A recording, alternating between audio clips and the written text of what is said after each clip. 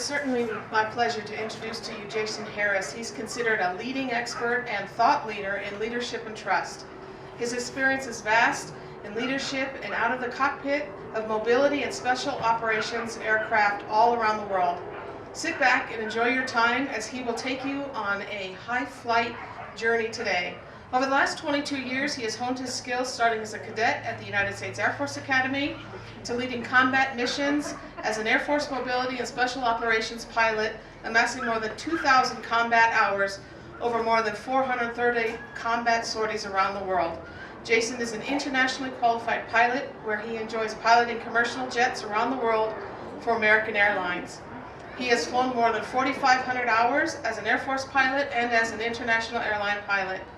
While he's not fulfilling his duties as an airline pilot, Jason serves as a lieutenant colonel and staff officer supporting mobility operations globally, along with disaster relief, homeland defense, civil support for NORAD and the U.S. Northern Command. When Jason isn't jet setting around the world, he enjoys time at home here in Colorado Springs with his partner and spouse of 13 years and their 3-year-old daughter. Please help me welcome Jason O'Harris.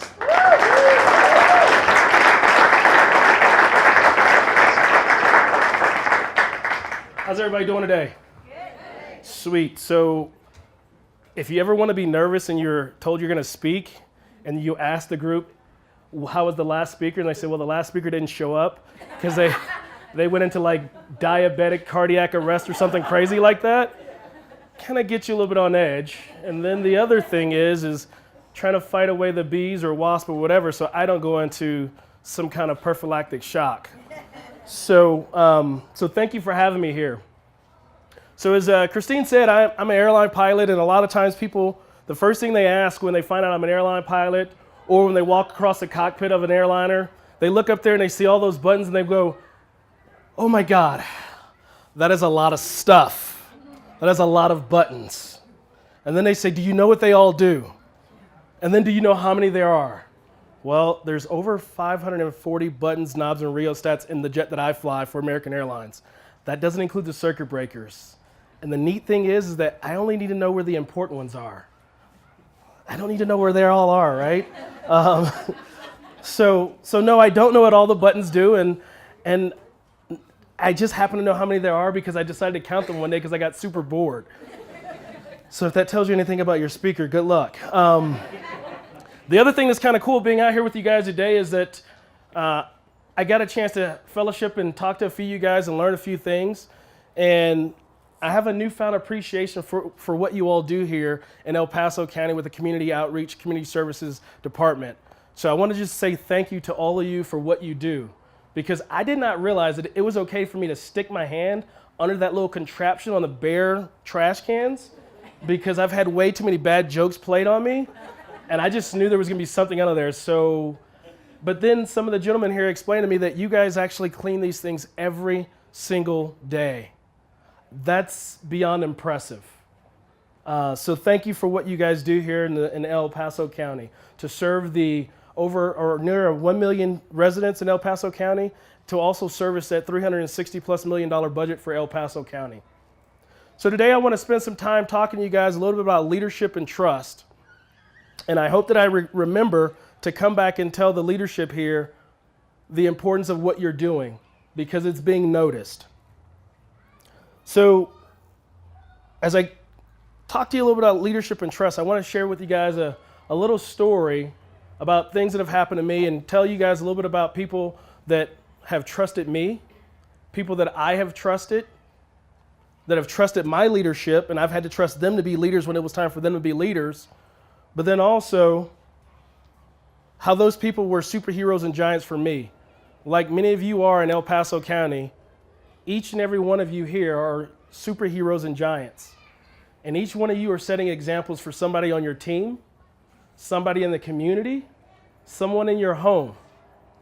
Someone is standing on your shoulders, and you're standing on someone else's shoulders.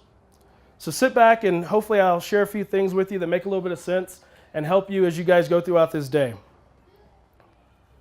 So as a combat C-130 pilot, I was charged with being the aircraft commander for a $23.5 million aircraft.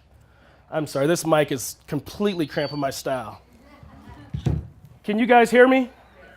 Can the ringers back there with the rope? Cool. Tug of war champions, you guys can hear me? Sweet. All right. So I feel so much more comfortable not being hampered by that microphone. All right. So as a C-130 aircraft commander, I am entrusted with a $23.5 million aircraft. I am also entrusted with a combat crew of a total of 6. That's myself, a co-pilot, a navigator, flight engineer, and 2 loadmasters in the back.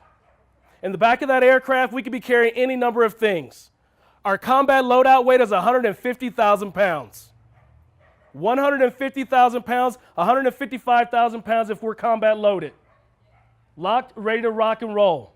In the back of that aircraft, it might be pallets of stuff, bombs, beans, bullets. It might be pallets of people's things that they need to execute their mission. In the back of that aircraft is any number of things that are required to make the mission happen.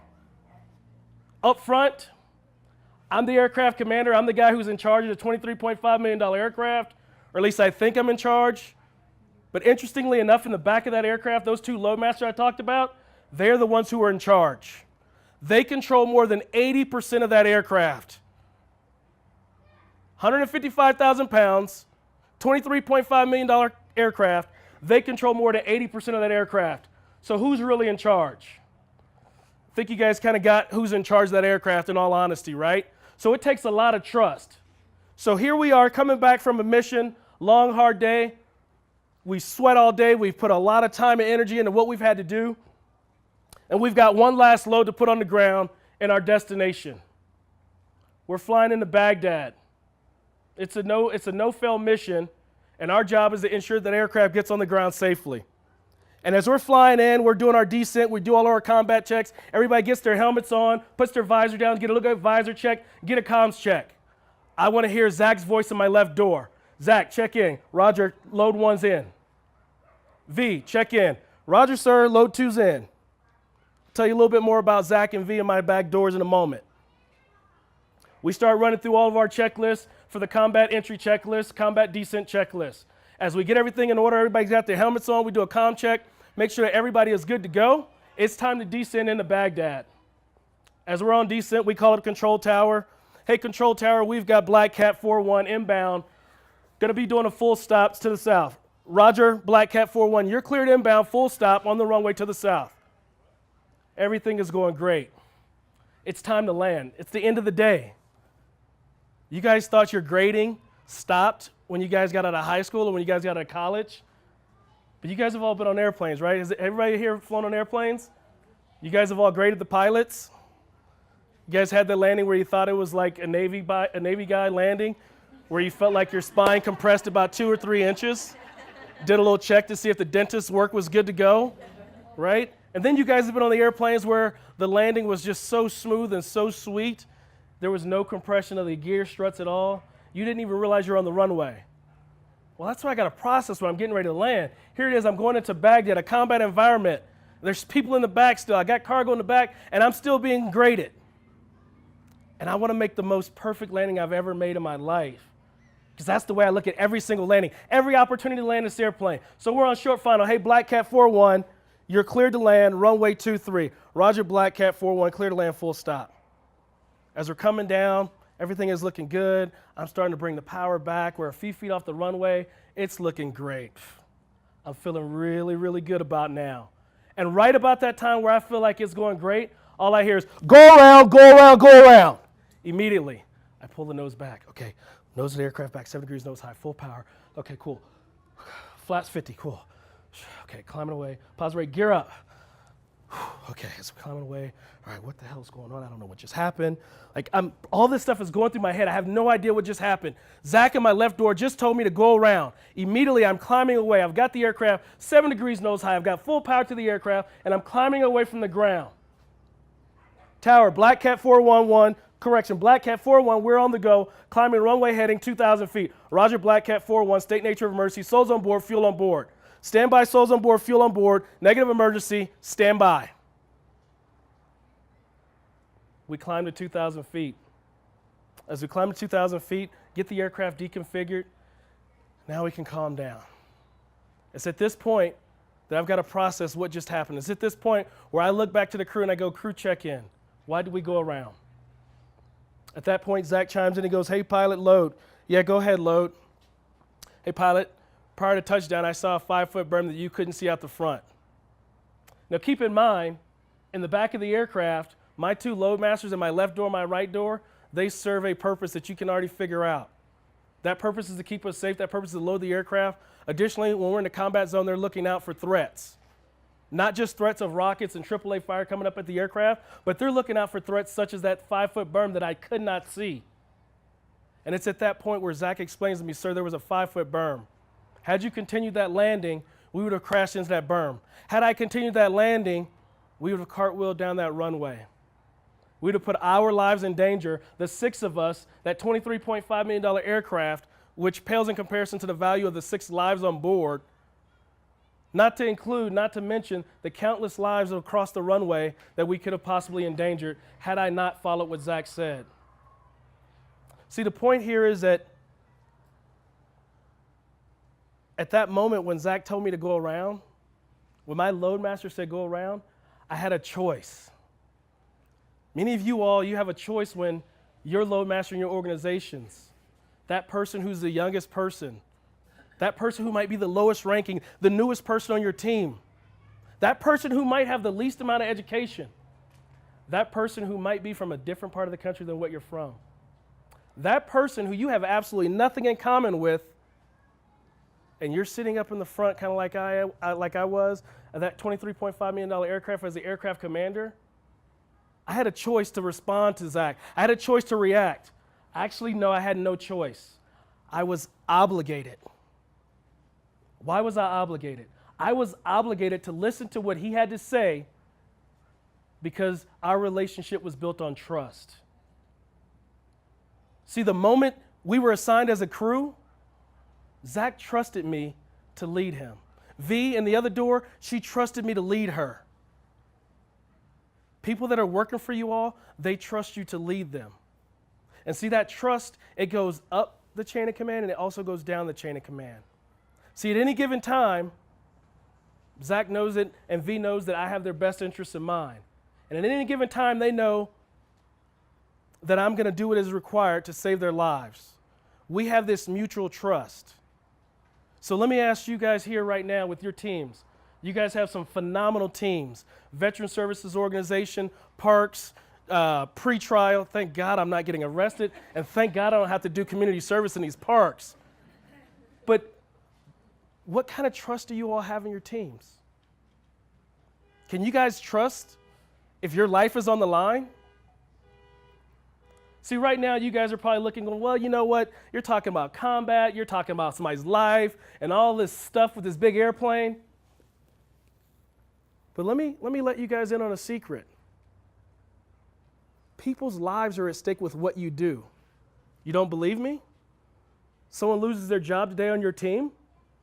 I bet you know who their family is. I bet you know who their spouse is. I bet you know who their children are, what schools their children go to. So you think their life depends on you? Absolutely. They're counting on you. So let me ask you again, what is it that you're doing in your teams to build that trust? What kind of trust have you all established with your teams? If you're the leader of that team, and if you're just a member of that team, what kind of trust have you established? What kind of things have you done to establish that trust? To let them know that they can trust you both directions. See, in the Air Force, we use something called Crew Resource Management, or CRM. That CRM is made up of 7 elements. And of those 7 elements, we have situational awareness, assertiveness, decision-making, communication, leadership, adaptability, flexibility, professional knowledge. 7 different things. Can anybody in here relate to any of those 7 items? Can you guys relate to that? Can you guys relate to that over here? How about you guys in Veteran Services? Everybody can relate to that. Those are those key skill sets that we establish in the Air Force that allows us to have that trust, that allows me to trust Zach when he says go around, to not question, to not hesitate. That's what allows Zach to know that when he speaks up, even though he's the youngest guy on the crew, he's green and wet behind the ears, I don't even think Zach was legal to drink yet he's in combat. But yet he knows that I trust him. And I, the one who's in charge, I trust him with my life. So what are you guys doing in your departments to help build that trust? Have you guys spent a little bit of time talking about trust in your teams? See, what you guys do here is extremely important. In El Paso County, you guys service nearly, if not more than 1 million people in this county. The budget is more than $350 million. That's no insignificant amount of people and no insignificant amount of money. I'll tell you, I believe in what you guys do. I'll tell you, I'm happy to be here today to learn more. I have a 3-year-old daughter, so thank you for what you guys do, because I need to find your nature centers. Thanks, guys, for letting me know I can shove my hand on the bottom of that little bear trap door and not get stuff on my hand. Thank you to you guys for the parks you clean up every day, for all that you do. But what are you guys doing to talk about the trust amongst your team, to make your team better, to take it to the next level? See, what I learned in talking to some of the people today is that the leadership, interestingly enough, they are listening. So, Mr. Walken, I want to give you a hand clap.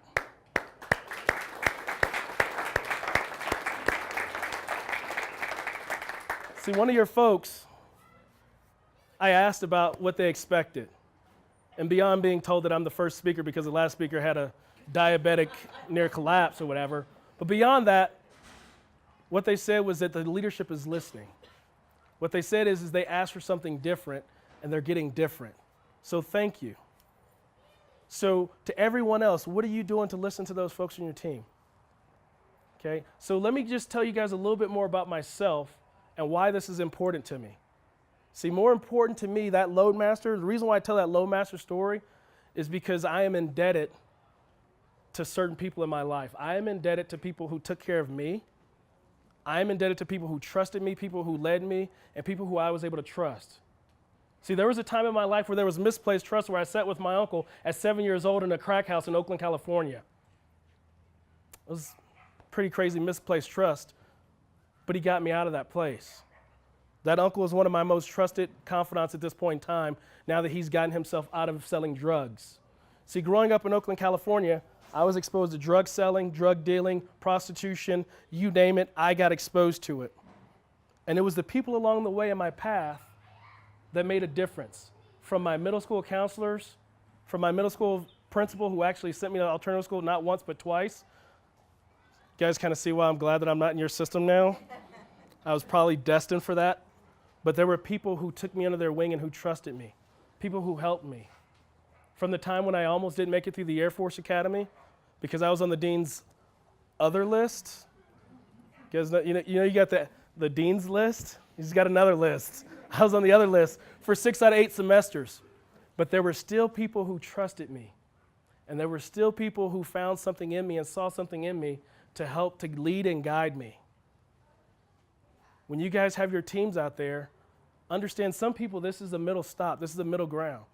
Understand some people, they're going to give you the best work that they can, but this is just a pass-through. Be willing to take care of those people. Be willing to help them to be the best possible version of themselves that they can be. See, when I was shoveling horse poo in high school on the weekends and working in a credit union, those people knew that I wasn't going to be there forever, but they poured a lot into me.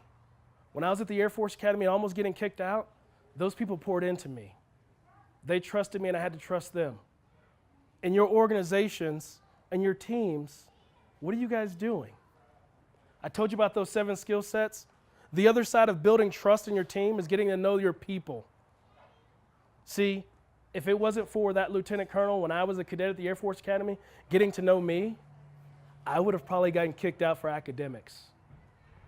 On your team, are you getting to know your people? There's a couple of teams here, I can see some of the dynamics where folks know each other, but in all aspects, what are you doing to know them? Why is that important? Anybody in here ever heard of oxytocin? I know there's like a doctor in the room or something who makes me feel like pretty ignorant, but has anybody ever heard of the term oxytocin? Anybody knows what oxytocin does? Yeah, you guys are in the nature center. I know you guys know, right? You guys teach kids all kinds of stuff. I'd never want to compete with the kindergartners and third graders you guys teach. But oxytocin, so here's the thing, right? It's been scientifically proven that when you do certain things with your people, it produces and it cultivates oxytocin. Why is oxytocin important? Oxytocin is important because oxytocin is that thing in our brain that says to be comfortable. It says to trust. See, that's the thing that allows you and your people to get to know each other. That allows you guys to build that relationship. So when it's time to go and do whatever job it is that you're doing, you're comfortable with each other. So I asked you guys a couple of questions, and I'll ask you now, are you doing the things that causes you to cultivate and create oxytocin, which allows you to create trust within your team?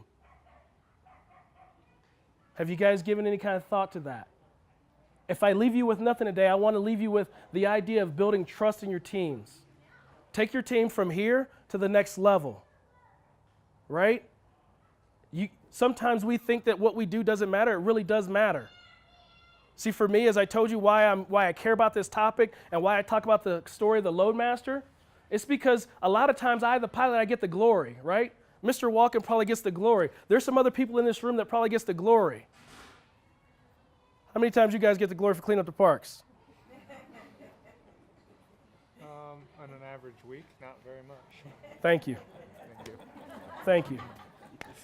Thank you for what you do. Thank you. Thank you. Thank you, sir. Thank you. How'd that feel to get thanked for what you do? Felt good, didn't it? You guys have a lot of power. So in that, I want to go ahead and start wrapping things up because, one, I didn't use the bathroom before I spoke, and that's horrible. Never eat and drink before you speak because you got stuff in your teeth, and then you're going to have to go to the bathroom. Right? But in all seriousness, as I prepare to close, I want you guys to think about that Loadmaster.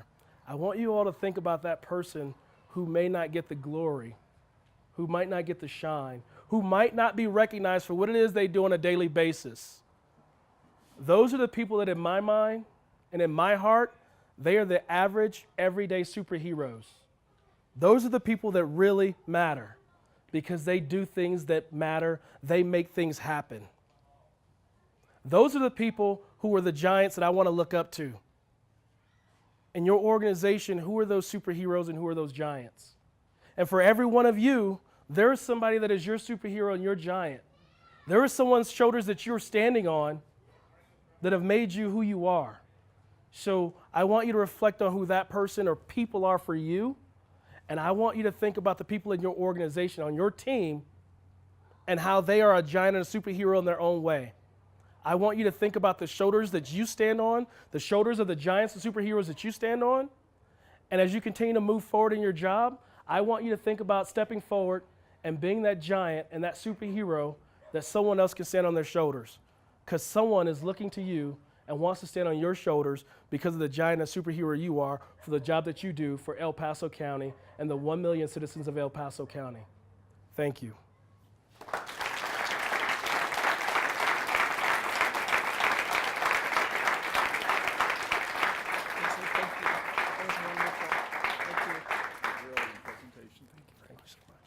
We appreciate Jason. I'll be sending out some additional information on the 7 points that you're hearing. For me, you're all superheroes. Dana, my team over here, thank you all very much. Jason, much appreciated. Yes.